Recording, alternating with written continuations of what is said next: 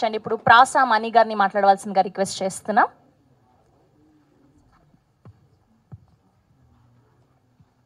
ఇదొక అద్భుతమైన ఆస్కారం. ఈ చిత్రంలో మిమ్మల్ని చేర్పించటం నిర్మాతల సంస్కారం. మాట్లాడమని నాకు ఇచ్చారు అధికారం, వచ్చి చూపించారు మీ మమకారం. త్రికాలకు వీళ్ళు ఇచ్చారు ఆకారం. నిర్మాత ఎప్పుడు సినిమా నిర్మాణం అనుకోవాల భారం. లోగడ తీసిన దాన్ని పక్కకు మార్చి మళ్ళా పెట్టాడు దానికి బేరం. ఇంకొకళ్ళకైతే వాళ్ళ దృష్టిలో అది ఘోరం, మీరు మాత్రం చేయలేదు ఆ నేరం. చూపించారు సినిమాలో సారం, పెట్టాడు ఎంతోమందికి ఆహారం. అది శ్రీనివాస త్రయం ఒక వ్యవహారం. ఇక సమస్యలు మీరు చేయాలి థియేటర్కి వచ్చే పరిష్కారం. ఇది అందుకైనా ఆహ్వానాన్ని చేయాలి తిరస్కారం. వచ్చినందరికీ నమస్కారం. అంటే చెప్పాల్సింది చాలా, చెప్పాలంటే మనసు ఏదో చేస్తుంది గోల. కూర్చొని ఉన్నా ఇందాక నుంచి ఎలా గోల. ఇందులో ప్రతి క్యారెక్టరు ఒక రగిలే జ్వాల. కాసేపు ప్రేక్షకుడికి పాడుతుంది జోల. మిత్రమా కాసేపు చేయొద్దు గోల, కూర్చొని గమ్ముగా ఎలా గోల. అందుకే ఈ సినిమా పేరు త్రికాల. అసలు అజయ్ అసలు మీ అమ్మ నాన్న అజయ్ ఎందుకు పేరు పెట్టాడు తెలుసా? నాకు తెలియదు. ఆజానుబాహుడైన యువకుడు అజయ్ అంటే, ఆజానుబాహుడైన యువకుడు. అది ఏ పాత్ర ఏంది కాదు, నాకు పాత్రనిచ్చాడు నిర్మాత. ప్రతి నటుడు ఆ నిర్మాతకి ఇవ్వాలి చేయూత. నిర్మాత లేకపోతే మీకు ఎవరు ఊత? ఆ నిర్మాతకు ఇప్పుడు పట్టించకూడదు రోత. నిర్మాత మీకు ఇచ్చాడు సరి అయిన కూత. ఆయన విజయానికి మీరు తెరవాలి ఖాతా, మెప్పించాలి మీ నటన చేత. నిర్మాత కష్టాల కడల్లో కొడుతున్నాడు ఈత, అయినా ఆయన వేసుకొని ఉన్నాడు నోటికి మూత అని చెప్తున్నాడు ఈ మణి అన్నదాత. ఇప్పుడు మా బిడ్డ చెప్పింది, నా మనవరాలి పేరేంది, స్రవంతి. ఇందాక వచ్చింది భవంతి, నాకు కూడా కొంచెం వంతి అన్న ఆ పని ఇచ్చింది ఆ ఇంతి. స్రవంతి మాటల్లో చెప్పింది, ఈ ట్రైలరు రియల్లీ ఓ థ్రిల్లరు. ఎవరని అడుగుతున్నారు మీరు కిల్లరు. వాళ్ళకి తెలియటంలా ఎవరని చెప్పడానికి హానరు. అది ఈ యొక్క బ్యానరు. ఎంత ఆనందంగా ఉన్నాడు చూడు ఓనరు. దీనికి ఎందుకంటే లోగడ తీసాం పిక్చరు, మళ్ళీ దీంట్లో ఇంకొంచెం కలిపాం మిక్చర్. ఇటువంటి చిత్రాలను ఆదరించాలి. ఇటువంటి చిత్రాలను ఆదరించేటప్పుడు మీరు ఇచ్చేటటువంటి చేయూత చాలా అవసరం. ఎందుకంటే సినిమా నిర్మాణకు లేదు పరిమితి, ఆ సినిమా తీయటానికి ఆ అమ్మవారు ఇచ్చింది అనుమతి. సినిమా ఉంటేనే దేశానికి ప్రగతి, లేకపోతే దేశంలో ఏముంది సార్ పురోగతి? దేశ ఆర్థికాభివృద్ధి అధోగతి. నిజంగా దేశానికి సినిమా అంటే ఒక బహుమతి. అటువంటి ఆ బహుమతిలో వచ్చిన అమ్మాయి మా సాహితి. My daughter. ఏ పాత్ర ఏంది కాదు. చిరతలప్పారావు మహానటుడు, అందరికీ తెలుసో తెలీదు. మామూలు అక్కినే నాగేశ్వరరావు భయపడ్డాడు. కనుక ఏ పాత్ర ఇచ్చామని కాదు, ఇచ్చిన దాన్ని ఎట్లా ఒప్పించాము, అది నీ సబ్జెక్టు. దాన్ని మీరు అందరూ చేసుకోవాలి ఆబ్జెక్టు. ప్రతి ఒక్కరి మీద ఉంటుంది ఆ ఎఫెక్టు. కొంతమంది చెప్తారు మీరు డిఫెక్టు, దాన్ని చేసుకున్నారు కరెక్టు. ఈ సినిమాని చేసుకున్నారు కరెక్టు. గొప్ప నటులైనారు కనెక్టు, ఎందుకంటే వాళ్ళ వర్క్లో పర్ఫెక్టు. వాళ్ళకి ఇచ్చాడు దేవుడు ఆ గిఫ్ట్. వాళ్ళ ప్రేక్షకుల ప్రేమను చేశారు తెఫ్ట్. అది ఇంతకాలం లేదనే వెఫ్ట్. ఇక త్వరలో ఏప్రిల్ అవుతుంది షిఫ్ట్. ఇంకా మీరు కొట్టి చూపించండి మీ రెస్పెక్ట్. అసలు ఏందా రీసౌండింగ్ ఏంది మిత్రమా? చంపేశావు, ఎక్కడికో పంపేశావు, ఆ పాత్రను ఊపేశావు, అక్కడ ఆపేశావు. నిజంగా ఇప్పుడు మేము ఆమె కాలేజీ లెక్చరర్, కాలేజీ ఇది కూడా సినిమా రంగం ఒక కాలేజీ. మీరు ఒక్కొక్క పాత్రతో పెంచుకోవాలి ఇమేజీ. అజయ్ చిన్న పిల్లోడుగా పెంచుకున్నాడు ఇమేజీ. ఏదో పవన్ కళ్యాణ్ సినిమా ఒకటి ఫస్ట్, దాంట్లో చూశాను అతను ఫస్ట్ మేనేజ్ ఖుషి. ఇతని వాళ్ళు లేకపోతే సినిమా రంగం మసి. ఎందుకంటే అట్లా చేశాడు ఊసి.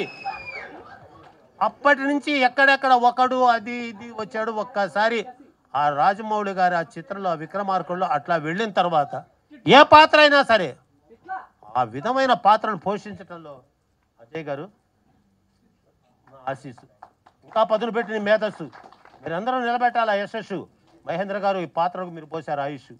ఎందుకంటే మీ సినిమా రంగానికి అంకితమైన మనస్సు. ఇలాంటి బిడ్డలను కళామ తల్లి పోషిస్తుంది చూడు, అది మీరు చేసుకున్న తపస్సు. అందుకే గర్వంగా ఇస్తున్నాయి ఆట. పనిచేస్తుంది సార్, మీ మాటలకి మైక్ కూడా మూగబోయింది సార్. అంటే ఎం అంటే మాట్లాడుతుంటే, ఐ అంటే ఇక్కడి నుంచి, కే అంటే కూర్చున్న వాళ్ళ, ఈ అంటే ఇయర్లో మాటలు తీసుకుపోయితే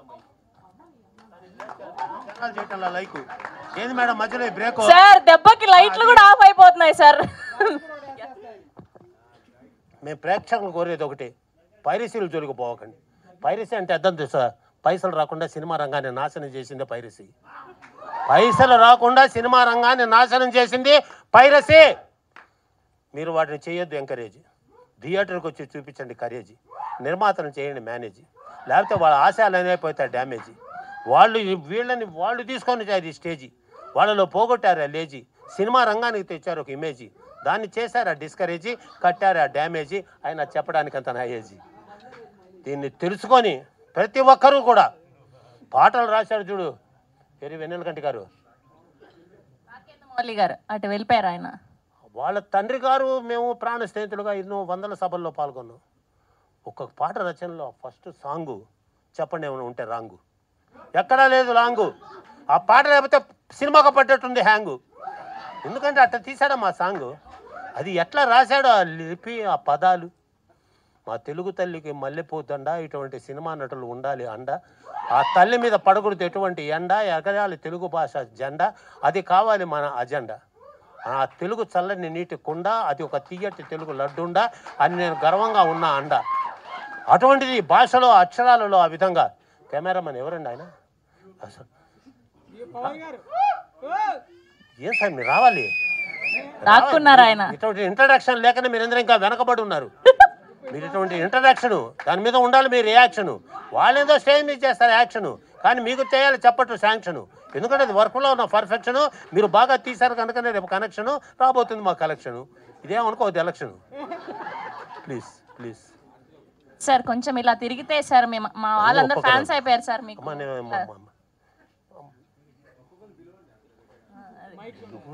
బాబు నువ్వు ఏంది చిన్న వయసులోనే ఇమేజ్.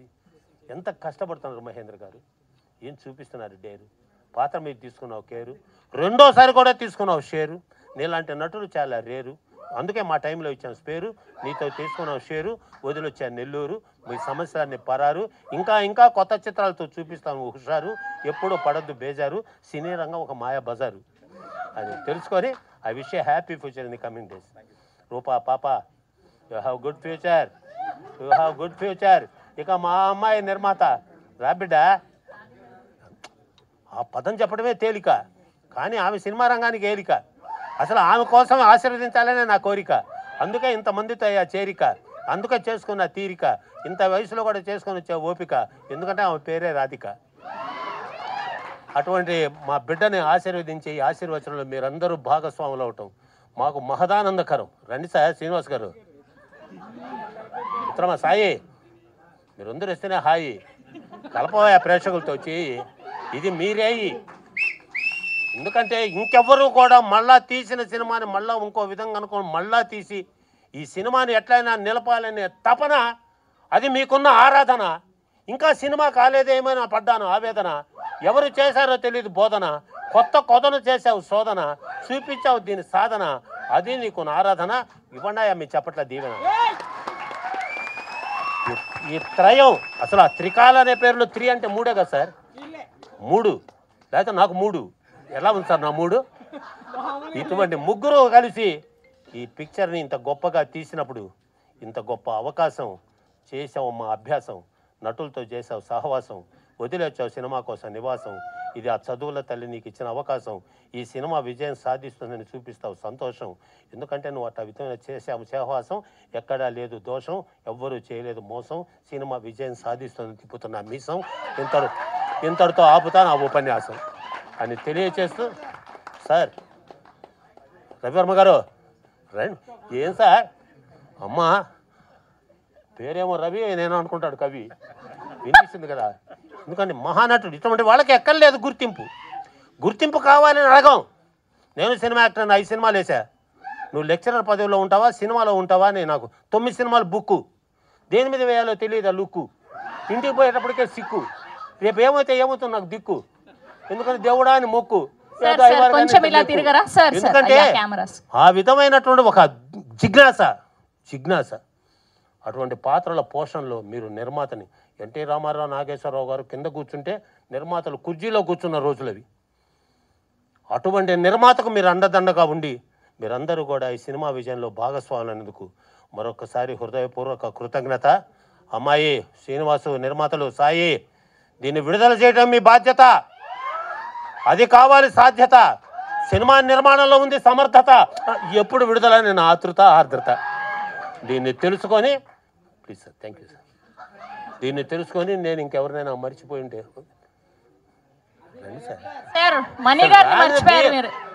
అసలు మెయిన్ భలేవాడు సార్. అట్లా మేము మీ సినిమా రంగానికి ఒక ప్యూను, అందుకే మీకోసం వినిపిస్తున్నాను నా టోను.